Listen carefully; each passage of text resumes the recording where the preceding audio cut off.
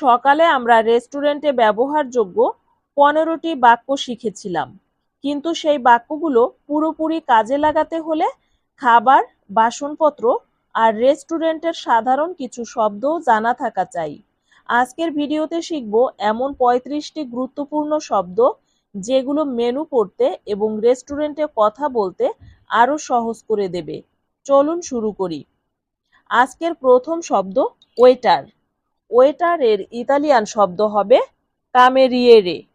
কামেরিয়েরে, কামেরিয়েরে অর্থ ওয়েটার। রেস্টুরেন্টে যিনি অর্ডার নেন এবং খাবার পরিবেশন করেন তাকে কামেরিয়েরে বলা হয়।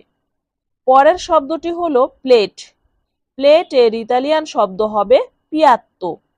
পিয়াত্তো, পিয়াত্তো অর্থ প্লেট। খাবার রাখার থালাকে ইতালিয়ানে পিয়াত্তো বলা হয়। পরের শব্দটি হলো গ্লাস। গ্লাস এর ইতালিয়ান হবে বিক্কিয়েরে। বিক্কিয়েরে, বিক্কিয়েরে অর্থ গ্লাস। পানি বা পানীয় খাওয়ার গ্লাসকে বিক্কেরিয়ে বলা হয়। পরের শব্দটি হলো কাঁটা চামচ। এর ইতালিয়ান শব্দ হবে ফোরকেত্তা। ফোরকেত্তা, ফোরকেত্তা অর্থ কাঁটা চামচ। খাবার খাওয়ার কাঁটা চামচকে ইতালিয়ান ভাষায় ফোরকেত্তা বলা হয়। পরের শব্দটি হলো ছুরি। ছুরি এর ইতালিয়ান শব্দ কোলতেল্লো। কোলতেল্লো, কোলতেল্লো অর্থ ছুরি। খাবার কাটার ছুরিকে কোলতেল্লো বলা হয়। পরের শব্দটি হলো চামচ। চামচ এর ইতালিয়ান শব্দ হবে কুক্কিয়াইও। কুক্কিয়াইও, কুক্কিয়াইও অর্থ চামচ। স্যুপ বা ভাত খাওয়ার চামচকে কুক্কিয়াইও বলা হয়। পরের শব্দটি হলো ন্যাপকিন। ন্যাপকিন এর ইতালিয়ান শব্দ হবে তোভালিওলো। তোভালিওলো, তোভালিওলো অর্থ ন্যাপকিন। হাত মুখ পরিষ্কার করার ন্যাপকিনকে তোভালিওলো বলা হয়। টেবিলে বসার জন্য বাসনপত্রের নাম তো জানলেন, কিন্তু মেনুতে লেখা রুটি, ভাত, মাংস বা মাছের ইতালিয়ান নাম না জানলে অর্ডার করাটাই কঠিন হয়ে যাবে। হয়তো ভুল খাবারও চলে আসতে পারে। পরের অংশে এই গুরুত্বপূর্ণ শব্দগুলো আসছে। পরের শব্দটি হলো রুটি। রুটি এর ইতালিয়ান শব্দ হবে পানে। পানে, পানে অর্থ রুটি। ইতালিয়ান খাবারের সাথে দেওয়া রুটিকে পানে বলে। পরের শব্দটি হলো ভাত। ভাত এর ইতালিয়ান শব্দ হবে রিজো। রিজো, রিজো অর্থ ভাত। ভাত বা রিজো তার মূল উপাদানকে রিজো বলা হয়। পরের শব্দটি হলো মাংস। মাংস এর ইতালিয়ান শব্দ হবে কার্নে। কার্নে, কার্নে অর্থ মাংস। যে কোনো ধরনের মাংসকে সাধারণভাবে কার্নে বলা হয়। পরের শব্দটি হলো মাছ। মাছ এর ইতালিয়ান শব্দ হবে পেশে। পেশে, পেশে অর্থ মাছ। মাছকে ইতালিয়ানে পেশে বলা হয়। পরের শব্দটি হলো সবজি। সবজি এর ইতালিয়ান শব্দ ভেরদুরা। ভেরদুরা, ভেরদুরা অর্থ সবজি। শাকসবজিকে ভেরদুরা বলা হয়। পরের শব্দটি হলো ফল। ফল এর ইতালিয়ান শব্দ হবে ফ্রুত্তা। ফ্রুত্তা, ফ্রুত্তা মানে ফল। ফলমূলকে ইতালিয়ান ভাষায় ফ্রুত্তা বলা হয়। পরের শব্দটি আছে সালাদ। সালাদ এর ইতালিয়ান শব্দ হবে ইনসালাতা। ইনসালাতা, ইনসালাতা অর্থ সালাদ। কাঁচা সবজি দিয়ে বানানো সালাদকে ইনসালাতা বলা হয়। এতক্ষণ জানলেন প্রধান খাবারের নাম, কিন্তু স্যুপ, ডেজার্ট আর পানীয়র নাম না জানলে মেনুর শেষের অংশটাই বুঝতে পারবেন না। পরের অংশে এই শব্দগুলো শিখব। পরের শব্দটি হলো স্যুপ।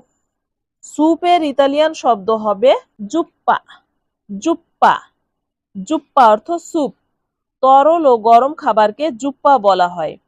পরের শব্দটি ডেজার্ট বা মিষ্টান্ন। এর ইতালিয়ান শব্দ হবে দোলচে। দোলচে, দেখুন দোলচে মানে কিন্তু মিষ্টিও হয়। খাবারের পর খাওয়া মিষ্টি পদকে দোলচে বলা হয়। পরের শব্দটি হলো কফি। কফি এর ইতালিয়ান শব্দ হবে কাফে। কাফে, কাফে অর্থ কফি।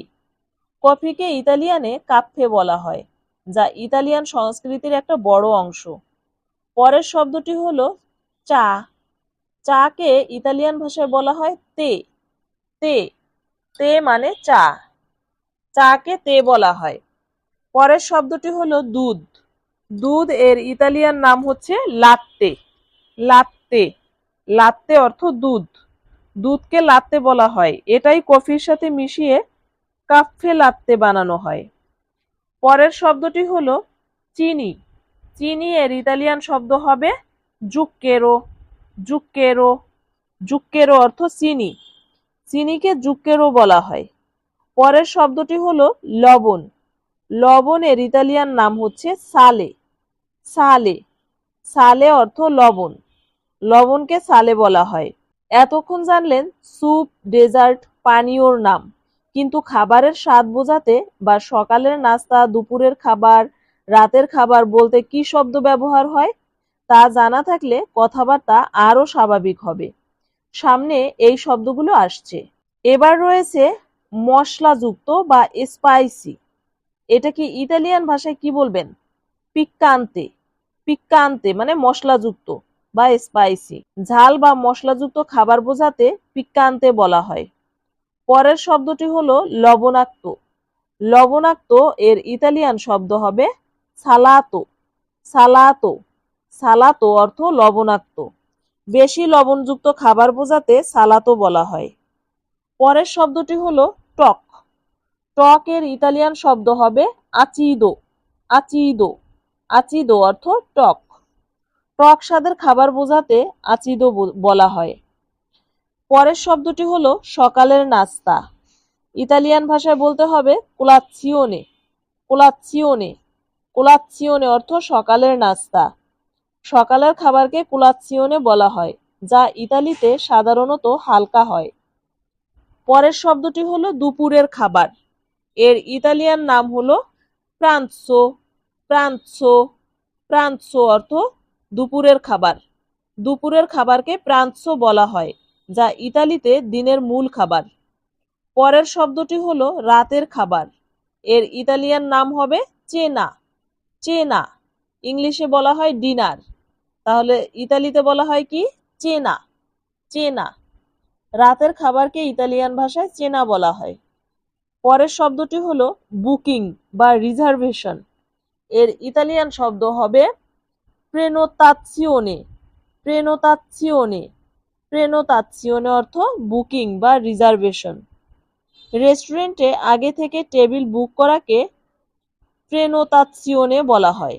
ভিডিওর শেষ অংশে আছে এমন কিছু শব্দ যেগুলো রেস্টুরেন্টের পরিবেশ বুঝতে এবং কিছু সাধারণ খাবারের উপকরণ চিনতে সাহায্য করবে। বিশেষ করে বকশিসের নিয়ম নিয়ে অনেকেই বিভ্রান্ত হন। শেষ পর্যন্ত দেখুন। এবার রয়েছে বকশিস। বকশিস এর ইতালিয়ান নাম মানচা।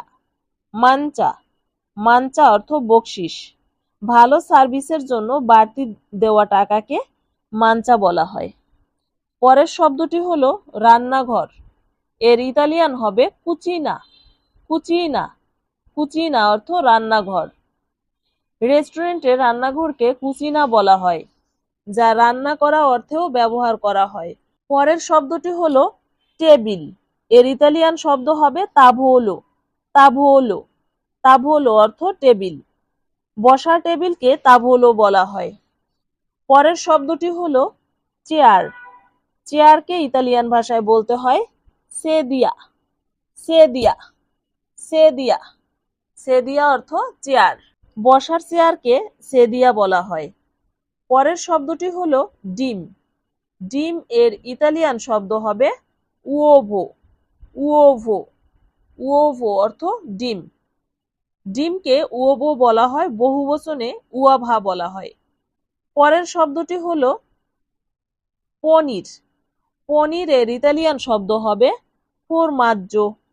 ফরমাজ্জো, ফরমাজ্জো অর্থ পনির। পনিরকে ফরমাজ্জো বলা হয়, যা অনেক ইতালিয়ান খাবারের অংশ।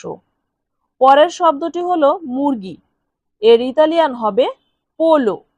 পোলো, পোলো অর্থ মুরগি। মুরগির মাংসকে পোলো বলা হয়।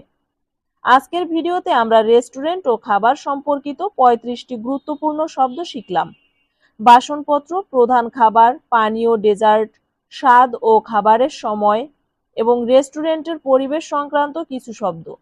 সকালের ভিডিওতে শেখা বাক্যগুলোর সাথে আজকের এই শব্দগুলো মিলিয়ে নিলে রেস্টুরেন্টে কথা বলা আরো সহজ হয়ে যাবে। ভিডিওটা উপকারী মনে হলে চ্যানেলটা সাবস্ক্রাইব করে রাখুন, কারণ এমন আরো দরকারি কন্টেন্ট আসছে সামনে। ভালো থাকবেন, দেখা হবে পরের ভিডিওতে।